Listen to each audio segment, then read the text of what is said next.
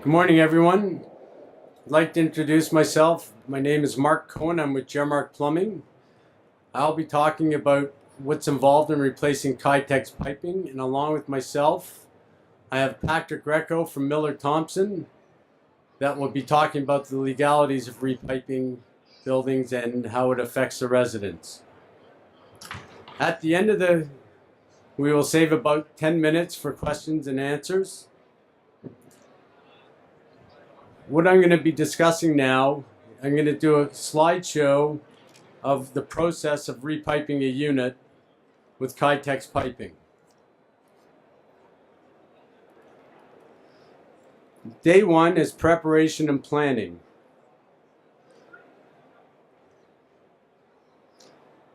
We're going to be doing a pre-inspection of the hallways, the suites, take pictures of any damage, place material and tools to one side of the hallway, and ensure that the passage for the residents is okay in the common areas. At the same time, these are just some pictures of the hallways.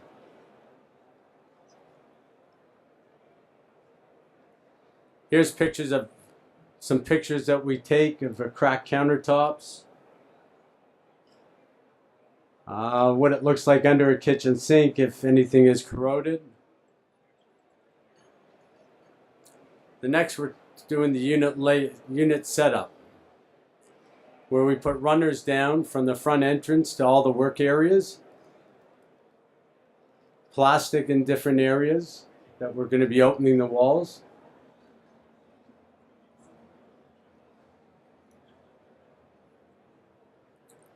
Next, we're going to remove the Kitec and install new piping. This takes 1 day.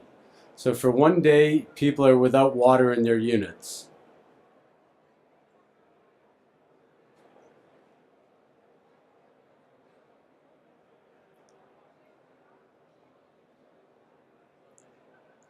At the end of that day, we do a pressure test. We clean up all the work areas, and the supervisor inspects it for quality.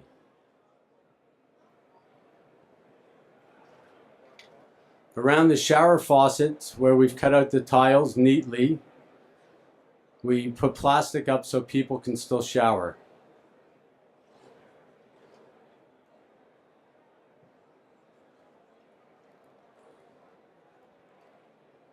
On day 2, the engineer will come by, inspect our work, along with the city inspector.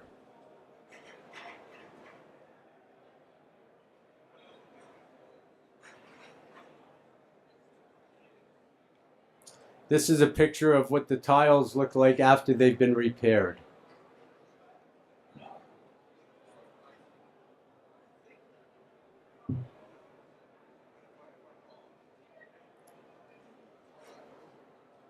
Day 3 to day 6, we start repairing all the walls and put the suite back to what it was originally.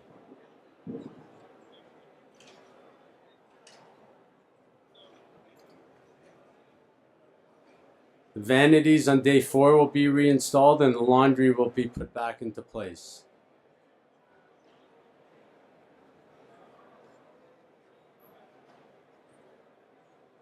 Then on day 5 and day 6, we'll do final inspection.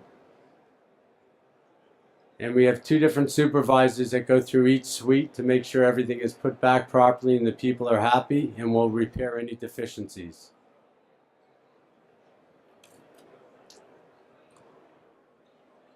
I would like to also discuss that during the whole process of a Kitec installment, whenever a client comes to me, my first response is, you need a lawyer and you need an engineer involved in this.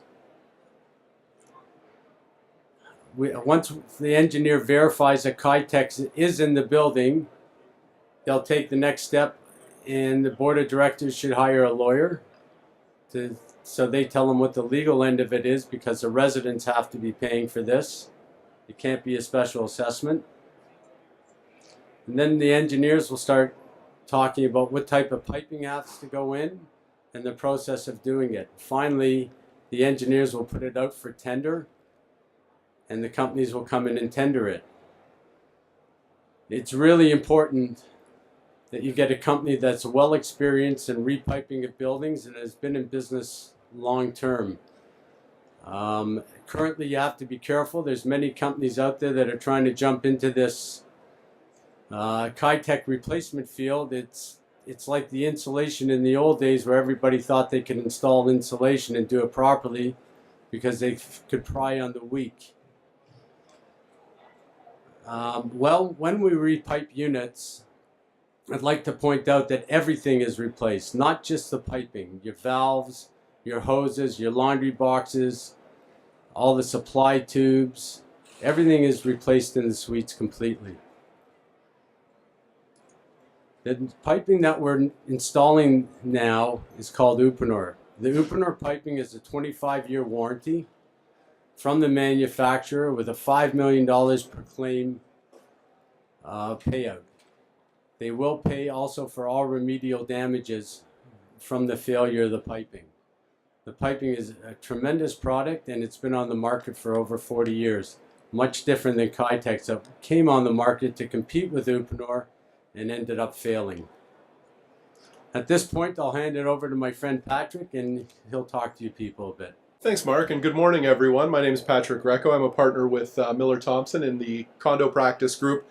And yeah, I thought I'd give you a bit of a rundown on sort of the legal ins and outs of how this manifests, especially in a condo, which is where I practice. So back to very, very basics for about 30 seconds. Condo it's the units, it's the boxes, and the common elements, the hallways, the guest suites, the amenity areas, and all that good stuff. Under the Condo Act and Declaration, the maintenance and upkeep of those common areas rests with the corporation, which is usually done through property management. The maintenance and repair of the units is with the owners. That liability rests in the vast majority of condos, and that's what makes the Kitec replacement process a little unique, a little complicated, but nothing that's not manageable with some good communication and some good advice. Where there's Kitec, for instance, found in the common elements, that is sometimes recirculation lines, sometimes guest suites, that's easy. Corporation just green lights it and away you go. It's paid for, perhaps even out of the reserve fund. It's where it's found in the units, which are these big projects that Mark was talking about, where it's a little interesting, because an owner can say, well, look, I don't care. I think it's fine. I haven't had a leak. What do you want from me? You know, you don't have anything to do. Thankfully, the Condo Act and the Declaration of most condos gives the corporation, gives the board and management the power to go in and say, look, there's a situation here, a serious situation in need of remedy, and we have the power to mandate that this needs to come out. And that's where we sort of start the process. Typically, the corporation makes this decision. The board makes the decision as to what to do. And we've seen it sort of in three phases since this whole Kitec thing came to the fore in the past 3 or so years. The first sort of slice of it was buildings kind of scrambling and having no idea what to do. Some were replacing it, some were telling their owners to replace it, and just that was sort of the early stages. The second phase we saw was a bit of a more conservative approach, where some buildings where there were leaks were replacing the Kitec, because at that point insurance and other factors meant that they almost had no choice. If there were further leaks, it could be quite a disaster. But a lot of them at that time were taking kind of a wait and see approach. We've not suffered any leaks. We're gonna leave it and see what comes of it. The most recent, I'd say the past 6 months or year or so of buildings that I've consulted with and gone to the owners' town hall meetings have sort of moved in favor of getting this out of there. The real estate, RICO, has dictated that agents have to disclose the presence of this on listings and in agreements, which has kind of changed it a bit. So when I go to these owner meetings now, they all kind of say, well, I understand that if this leaks, and it probably will at some point, it's going to have to come out pretty quickly. I understand that it's going to stay on our status certificate and it's going to be part of any listing. So the owners, provided the building, the general sort of level of the building can afford it, are now kind of saying, get this out of there. And as Mark touched on, communication is just paramount for this whole process. As soon as it's found out, getting an info blast out to owners, scheduling a town hall, having the right people at the town hall, the board, the management, the engineer, the plumbing contractor, and the lawyer, to have all the answers at the table, because owners are going to be confused, they're going to be potentially upset, and they're going to have a lot of questions. And the purpose of that meeting is to give info, to take the temperature of the room, but what it's not is to let the owners decide. In a condo, it's up to the board to make that final decision based on their expert advice, the advice that they receive as to what to do in the building. Some buildings have had the inclination to say, okay, we're going to wait and see, or we're going to mandate the replacement, but we're going to give owners 3 months to get cousin Jim in who can do it for $1,000, let him do it, and then the building will take care of the rest. I've seen that backfire terribly. It's tough to assure the standards of the replacement and that it's done up to spec and that it's done right.